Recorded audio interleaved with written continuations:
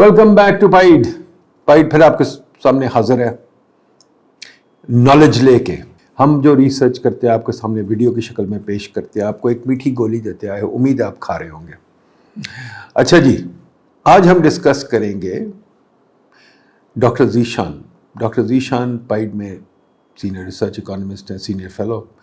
Doctor Zeeshan trade पे काम करते हैं, इनपुट आउटपुट टेबल्स पे काम करते हैं। बड़ा मुश्किल काम है ये, तो समझाना पड़ेगा थोड़ा सा। डॉक्टर साहब ये बताइए, आपने कुछ निकाला है, आप कहते हैं प्रोटेक्शन। प्रोटेक्शन क्या चीज़ होती है, मुझे समझ नहीं आती।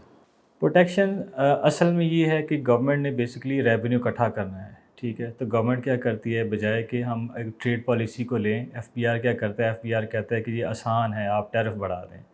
जैसे ही बॉर्डर से कोई चीज़ आएगी आप उससे टैक्स कलेक्ट कर लें।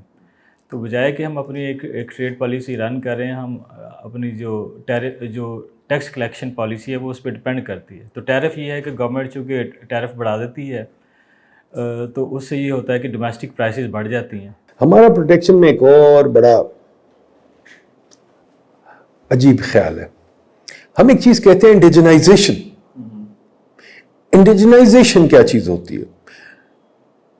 इंडिजनाइजेशन ये कि हम लोकल तरीके से चीज़ों को प्रोड्यूस करेंगे, ठीक है। मतलब हर चीज़ प्रोड्यूस करेंगे, कोई चीज़ बाहर से नहीं आएगी। कोई चीज़ बाहर से नहीं आएगी। ये क्या पॉसिबल है? ये ग्लोबल वर्ल्ड में तो पॉसिबल नहीं है। देखिए, ग्लोबल तजारत का ज़माना है, तजारत कोई नया कंसेप्ट नहीं है। जहाँ जब से सिविलाइजेशन बनी है तजारत हो रही है, और अभी नई टर्म्स बन गई हैं, लेकिन इसको आप डिनाई नहीं कर सकते, शुरू से तजारत हो रही थी।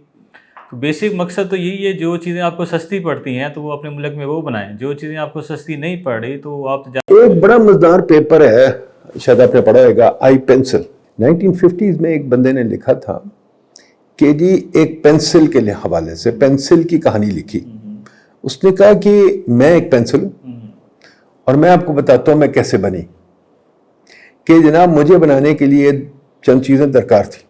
लकड़ी, फिर लकड़ी के साथ लेड, फिर लेड के साथ सरेश, फिर सरेश के साथ क्या कहते हैं रबर, इरेसर, इरेसर के साथ आपको उसको पेंट भी चाहिए था, पेंट के साथ वो उसके केसिंग भी चाहिए थी वगैरह वगैरह। उसने कहा ये सब पार्ट जो हैं, लकड़ी आती है बर्मा या फारिस से, लेड कहीं और से आता है, पेंट कहीं और से आता है। वो कहता है मेरे जितने पार्ट्स हैं वो सब डिफरेंट जगहों से आते हैं और कोई मुझे जोड़ देता है। तो फाइनल प्रोडक्ट जो है हमेशा जुड़ता है। और उसके पार्ट्स इसी तरह जब मैं देख रहा था फोर्ड मोटर कंपनी के, उसकी एक गाड़ी में मेरा ख्याल पता नहीं कितने 100 पार्ट्स थे, मुझे भूल गया, कई 100 पार्ट्स थे। और कई 100 पार्ट्स जो थे वो कई 100 कंट्री से आते थे, ये नहीं कि एक ही जगह से आते थे। तो कोई बंदा अपनी एक चीज़ बना नहीं सकता। बिल्कुल। इसके अंदर एक और भी बड़ा मज़ेदार एग्जाम्पल था कि एक बंदे ने कोशिश की, उसने कहा जी मैं कोशिश करता हूँ। बल्कि आजकल एक और बड़ी मज़ेदार चीज़ है कि जो माउस होता है, इतनी सी चीज़ है, उन्होंने दिखाया है, ये आप वीडियोस भी देख सकते हैं नेट पे, कि जो केव मैन ने पहली दफ़ा जो टूल इस्तेमाल किया वो पत्थर था जिसको शार्पन किया, वो माउस के जितना ही है। पत्थर बनाना बड़ा आसान है, आप और मैं बना सकते हैं, क्योंकि मार मार के पत्थर एक दूसरे रगड़ के हम बना सकते हैं। पर एक माउस जो है वो कोई बंदा नहीं बना सकता। वो माउस जो है उसके पार्ट्स जो उनसे हैं वो कहीं ना कहीं से आने होते हैं, उनको कोई जोड़ता है, उनको कोई बनाता है, क्योंकि उसके भी पार्ट्स बहुत सारे हैं। तो जो पार्ट्स हैं वो तो बनने ही डिफरेंट जगहों में है, और ग्लोबल वैल्यूएशन का मतलब ही है उन पार्ट्स को इकट्ठा करें। अगर हमारी पॉलिसी इतनी फरसूदा है कि हम कहेंगे हाँ जी सब कुछ हमने बनाना है यहाँ, तो फिर तो बेवकूफ़ी हमारी है ना। तो हमारे पॉलिसी मेकर्स कहते हैं सब कुछ यहाँ बनाना है और हमने बच्चे पालने हैं, और बच्चे को कभी बड़ा नहीं होने देना।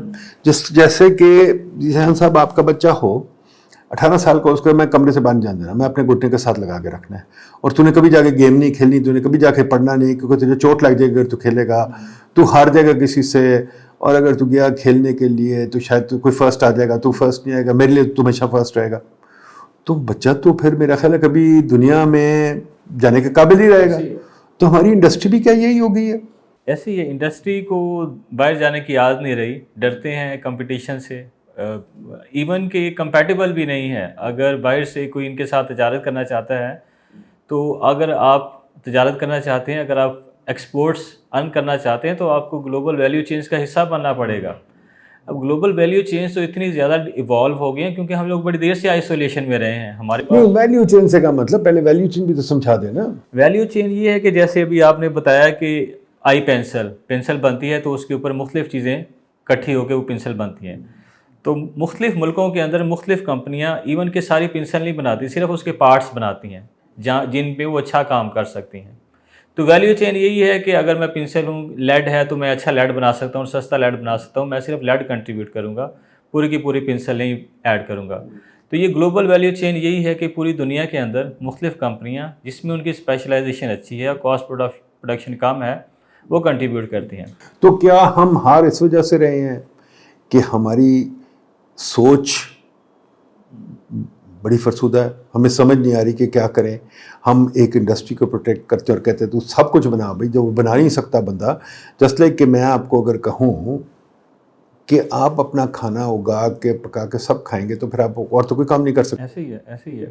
اب جو میں کھانا کھاتا ہوں, میرا کھانا تو جو آتا ہے میں دکان سے لیتا ہوں, دکان پتہ نہیں کہاں سے لے کے آتا. گلوبل ویلیو چین تو یہی نا, دکان جو میں نے روٹی کھانی ہے, میں روٹی خریدی, روٹی کوئی آٹا لے کے آیا, کوئی آٹا لے کے آیا, چکی پہ پہلے گیہوں لے کے گیا, گیہوں سے پسا, پھر اس نے جناب صاحب اس کو آٹے کو ریفائن کیا, پھر مل میں گیا, پھر مل سے ریفائن ہوا, پھر وہاں سے ریفائن ہو کے پھر وہ نان بھائی کے پاس گیا, نان نے بھائی نے روٹی بنائی مجھے دی.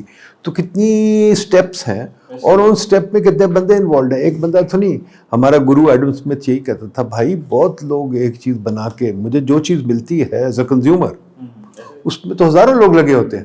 تو ہماری جو پالیسی ہے جو پروٹیکشن کی, اور یہ بہت فرسودہ ہے نا.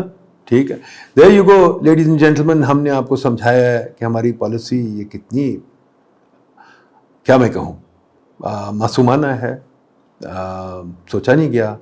اگر آپ لوگ اس کو نہیں سوچیں گے تو ہمارے لیڈران کیوں سوچیں گے؟ بھائی وہ تو بس اسی چیز پہ ہوتے ہیں کہ کام چلتا ہے تو چلتا رہے. ہم ہار اس وجہ سے رہے کیونکہ ہم نے کمپیٹیٹیو انڈسٹری نہیں بنائی.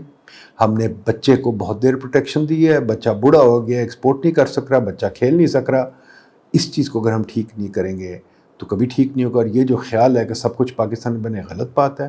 اور جو خیال ہے کہ ہم سب کچھ بند کر کے بیٹھ جائیں, ہم ماشاءاللہ خوشحال رہیں گے, یہ بھی غلط بات ہے. یہ سب آپ کے سوچنے کی باتیں ہیں. Please subscribe to PIDE and please keep listening to پائیڈ.